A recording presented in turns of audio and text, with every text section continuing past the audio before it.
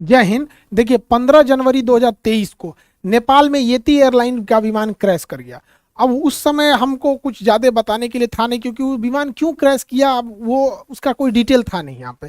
अभी उस विमान का क्या कारण था डिटेल से उसका पूरी रिपोर्ट आ गई है, जांच की रिपोर्ट आ गई है, और हम आपको इसमें बताते हैं कि कैसे एक पायलट की छोटी सी गलती पूरी जहाज को ले डूबा, उसमें बैठे 72 लोगों की जान चली गई यहाँ पर।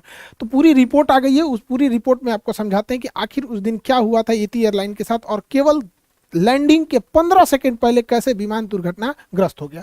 देखिए येती एयरलाइन का विमान जब दुर्घटनाग्रस्त हुआ तो उसके ब्लैक बॉक्स को भेज दिया गया डिकोड करने के लिए, ताकि उसमें समझा जा सके कि क्या था। शुरुआत में ब्लैक बॉक्स ब्लैक थे, लेकिन बाद में इसे ऑरेंज किया गया ताकि इसे दिखने में इजी हो सके, तब से इसका नाम ब्लैक बॉक्स ही है। ब्लैक बॉक्स का दो हिस्सा होता है, एक को बोलते हैं फ्लाइट डेटा रिकॉर्डर। तो ये फ्लाइट डेटा रिकॉर्डर फ्लाइट की ऊंचाई, स्पीड, एयर प्रेशर, फ्यूल कितना था, इंजन कितने परसेंट पे था, यानी जितनी डेटा वाली चीजें होती हैं, जो मशीनरी चीजें होती हैं, उन सबका रिकॉर्ड रखता है फ्लाइट डेटा रिकॉर्डर। और एक होता है cockpit voice recorder. Cockpit voice recorder जो होता है सीवीआर, दोनों पायलट क्या बात कर रहे हैं, एक दूसरे को क्या ऑर्डर दिए, ये दोनों को रिकॉर्ड किया जाता है। ये दोनों को इसलिए है कि मान के चलिए पायलट ने कहा कि इंजन एक मतलब इंजन का पावर बढ़ाओ, इसने कह दिया हम बढ़ा दिए, और उसने बढ़ाया ही नहीं, तो कैसे पता चलेगा कि किस पायलट की गलती है। तो यहां तो रिकॉर्ड हो जाएगा कि कैप्टन ने जूनियर से कहा कि पावर बढ़ाओ, और उसने बढ़ाया या नहीं बढ़ाया वो फ्लाइट डेटा रिकॉर्डर में पूरी रहेगी। तो मशीनरीज की जानकारी इसमें, और क्या बात कर रहा है इसकी, जब इन दोनों को मैच किया गया तब पता चला कि कितनी एक छोटी सी लापरवाही ने कैसे इसकी जान ले लिया। देखिए एक बार इसकी ब्रीफिंग समझते हैं। नेपाल में जो नेपाल का शहर काठमांडू, काठमांडू नेपाल की राजधानी है।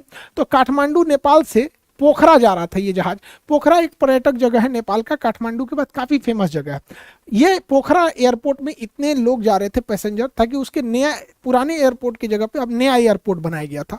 15 दिन हुआ था इस एयरपोर्ट के उद्घाटन, यानी 1 जनवरी 2023 को ही इस एयरपोर्ट का उद्घाटन हुआ था, पोखरा इंटरनेशनल एयरपोर्ट का। 15 जनवरी को यह घटना हो गई। काठमांडू से पोखरा जा रहा यह विमान महज 146 किलोमीटर की दूरी जाना था, जिसे लगभग 35 मिनट में वो ट्रेवल कर लेता। अब ये डिपेंड करता है हवाओं का डायरेक्शन किधर है। कभी हवाओं के डायरेक्शन सेम डायरेक्शन में हो जाता है तो थोड़ा दिक्कत नहीं होती है, मौसम खराब रहता है तो टाइम भी लग जाती है। ये 10:33 पर उड़ान भरता है काठमांडू से, और 10:57 पे ये पोखरा पहुंच जाता है। 15 सेकंड और ये रुक जाता तो जहाज लैंड कर जाता। 10 से 15 सेकंड में ही जहाज लैंड कर जाता, लेकिन अंतिम वहीं पे दुर्घटना हो गया। दुनिया में जितने जहाज क्रैश किए ना, उसका 90% जहाज लैंडिंग के टाइम पे ही क्रैश किया। सबसे टफ प्रोसीजर होता है लैंडिंग का। उस जहाज में 68 पैसेंजर थे, 4 क्रू मेंबर थे, यानी लगभग 72 लोग थे। इसमें 5 भारतीय भी थे, 72 में ही 5 थे। इसमें से किसी को नहीं बचाया जा सका, और येती एयरलाइन का फ्लाइट 691 क्रैश कर गया। अब इसको डिटेल से समझते हैं कि क्रैश कैसे किया गया। तो देखिए किसी भी जहाज में 2 पायलट होते हैं।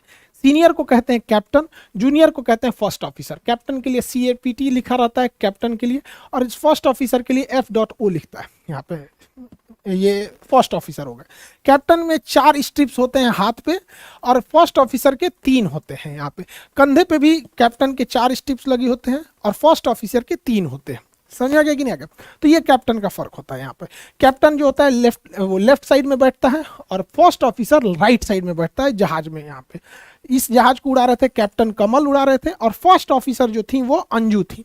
ये इनका बतौर फर्स्ट ऑफिसर इनकी लास्ट फ्लाइट थी। अगर ये जहाज लैंड कर जाता तो इनका प्रमोशन देके ये भी कैप्टन बन जाती, और 3 के जगह 4 स्टिप लग जाते। लेकिन इनका दुर्भाग्य था जो इनकी लैंडिंग नहीं हो पाई।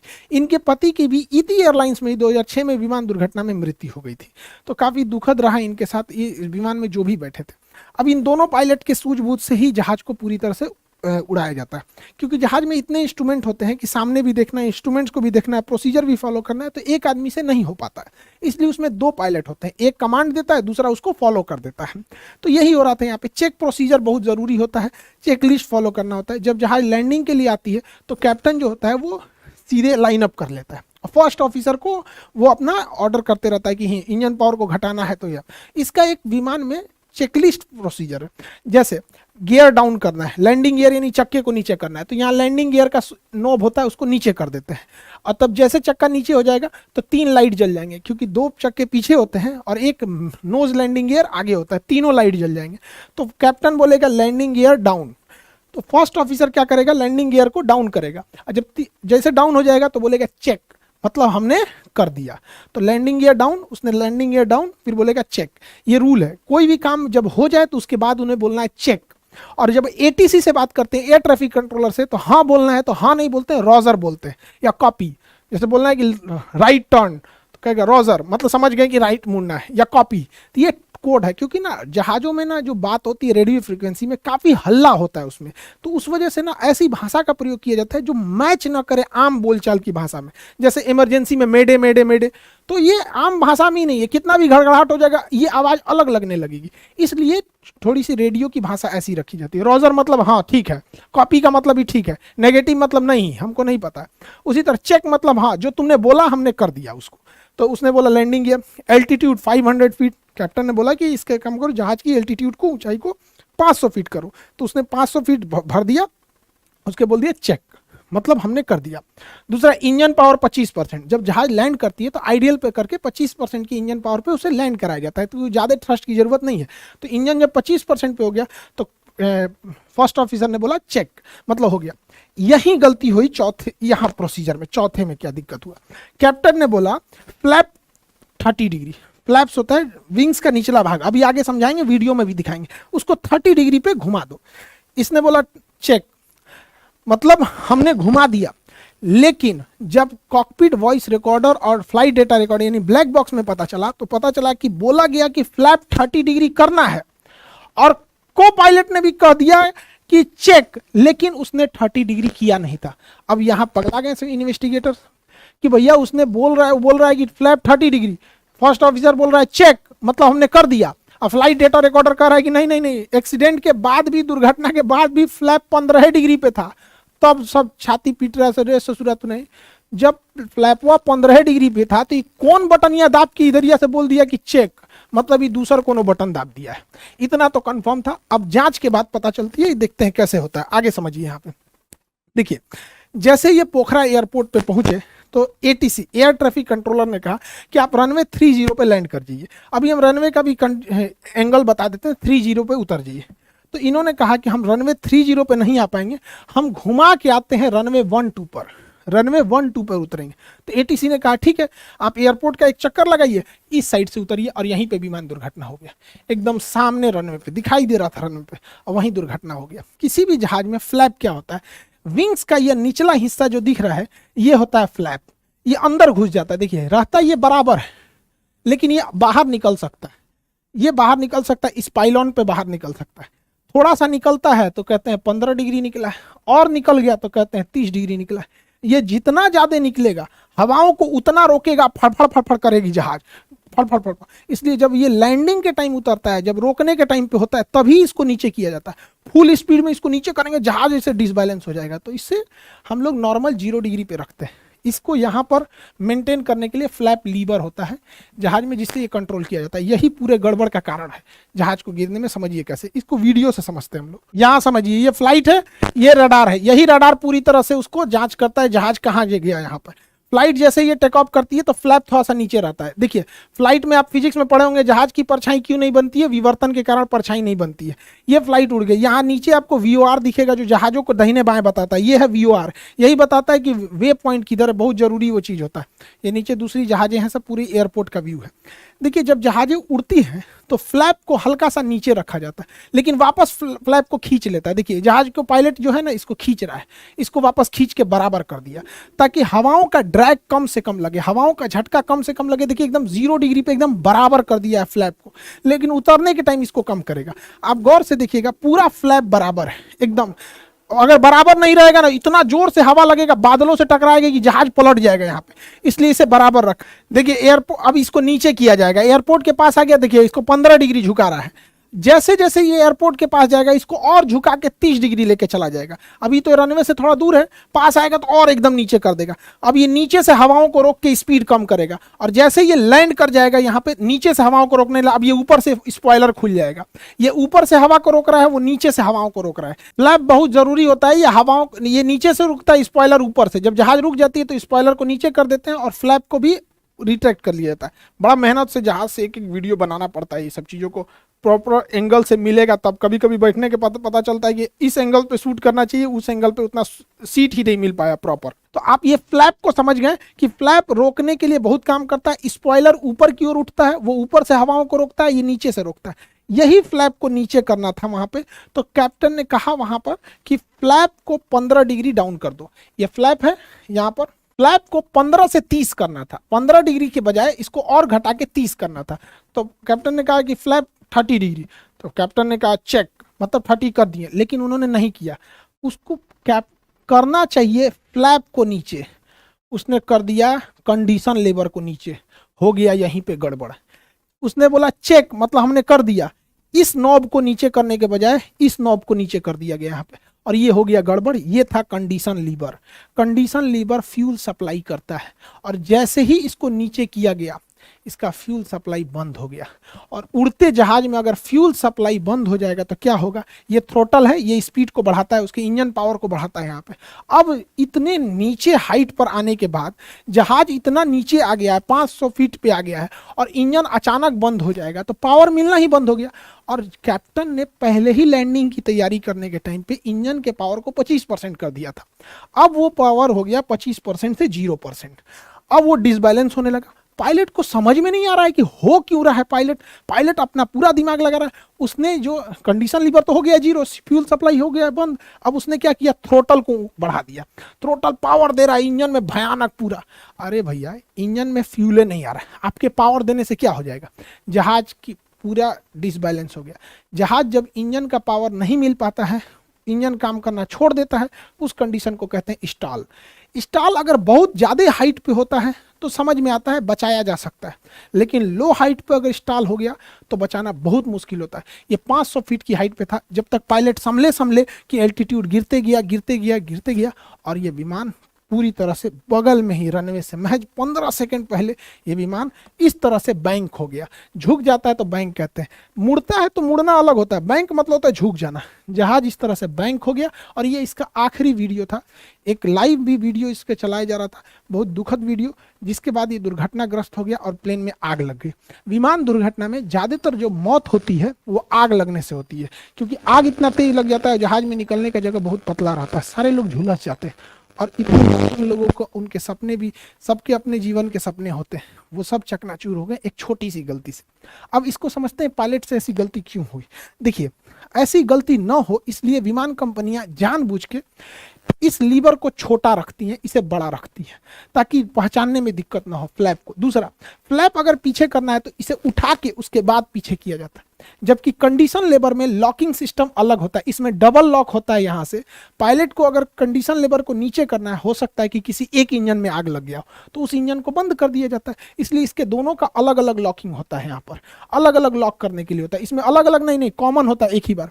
अब पायलट को कैसे ये कंफ्यूजन हुआ कि इसको पीछे करने के पहले इसमें दोनों हाथ लगाया होगा, दोनों हाथ से ये लॉकिंग लीवर को ऊपर खींचा होगा, उसके बाद पीछे किया होगा, फिर भी उसको ध्यान नहीं आया कि लॉकिंग लीवर तो हम कंडीशन लीवर के लिए करते हैं, फ्लैप के लिए तो बस इसको उठा के पीछे किया जाता है। यहाँ पे एक यहाँ गलती हुई, मान के चलिए ये गलती हो गई तो पायलट को कोई ना कोई अलार्म तो मिलना चाहिए ना।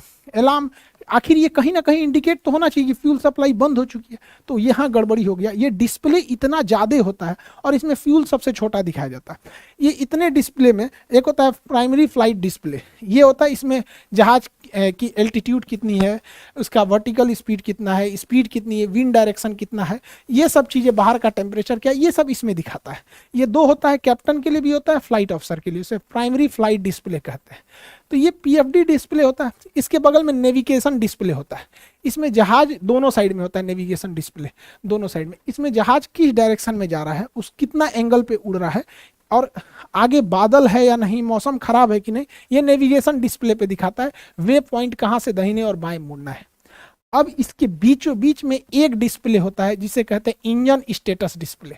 इंजन स्टेटस, इसी में फ्यूल दिखाता है। अब बताइए, इतना छोटा है इंजन स्टेटस, इसको हम बड़ा करके यहाँ जूम करते हैं, देखिए इतना बड़ा स्क्रीन है, इसमें दिखा रहा है कि जहाज का इंजन, एक नंबर इंजन 21% पे है, दूसरा भी 21% पे है। इंजन का जो धुआं निकल रहा है उसकी जो वो है आपका टेम्परेचर, उसका 459, इसका 461 डिग्री, ये टेम्परेचर दिखा रहा है। फ्यूल कहाँ दिखाता है, तो यहाँ दिखाता है कि इसमें 1453 लीटर फ्यूल है। इतना छोटे एरिया में दिखा रहा है। अब तो हम यहाँ बड़ा करके दिखा रहे हैं ना। आप सोचिए, नेविगेशन डिस्प्ले में यहीं पे दिखाता है, ये रहा फ्यूल, अब पायलट को उतना ध्यान नहीं जाता है यहाँ पर, इतना छोटा सा ये navigation display, engine status display.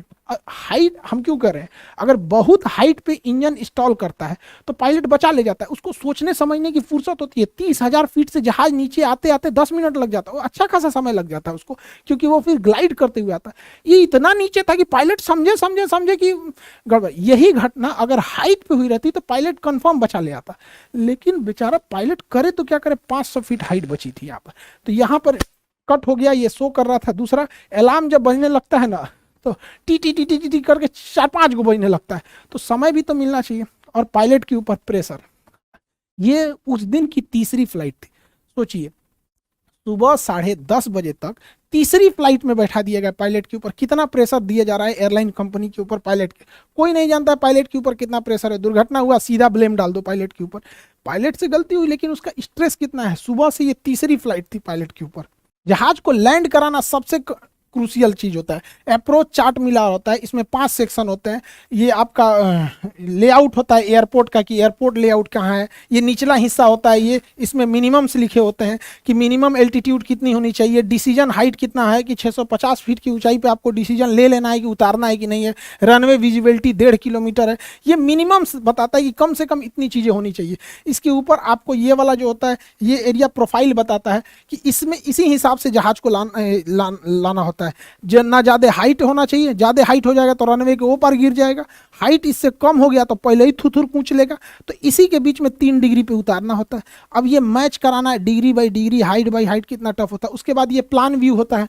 Plan view में जहाज को ना दाहिने रखना है ना बाएं, दाहिने बाएं रखेंगे तो एने ओने उलट जाएगा। इसके अलावे अगर मिस अप्रोच हो गया, पता चला आते आते कोहरा हो गया, नहीं दिखा तो कहाँ भागेगा। ऐसा थोड़ी अरे कोहरा है भागो भागो, कहीं लेके घूम जाएगा, लड़ा देगा किसी और में। उसमें मिस अप्रोच का प्रॉपर पॉइंट होता है कि अगर मिस अप्रोच हो गए तो यहाँ प्रॉपर लिखा होता है कि आपको 2100 फीट तक क्लाइंब करना है, फिर टर्न लेफ्ट होना है, उसके बाद वहाँ होल्डिंग पैटर्न को फॉलो करना है, इन बाउंड आउट बाउंड। तो ये काफ़ी लंबा चौड़ा होता है, इस वजह से उनके ऊपर स्ट्रेस बहुत हो जाता है। इसके अलावा नेपाल का एक बहुत पुराना इतिहास रहा है। नेपाल में बहुत सारे दुर्घटनाएं होते हैं, जिसका एक बड़ा कारण होता है नेपाल का पहाड़ी एरिया। पहाड़ी एरिया में मौसम अचानक चेंज हो जाते हैं। इसके अलावा नेपाल में बादल जो होता है, पहाड़ों के पीछे, बादल के पीछे पहाड़ छुपे होते हैं। तो अमूमन पायलट को अगर बादल नहीं दिखा तो क्रॉस कर जाएगा और जाके पहाड़ में टकरा जाएगा। ऐसा ही एक बार पाकिस्तानी इंटरनेशनल एयरलाइन पीआईए के साथ हुई थी। काठमांडू के समय स्टेप डिसेंट के समय वो पहाड़ से टकरा गया था। तो नेपाल में ये बहुत बार होता है।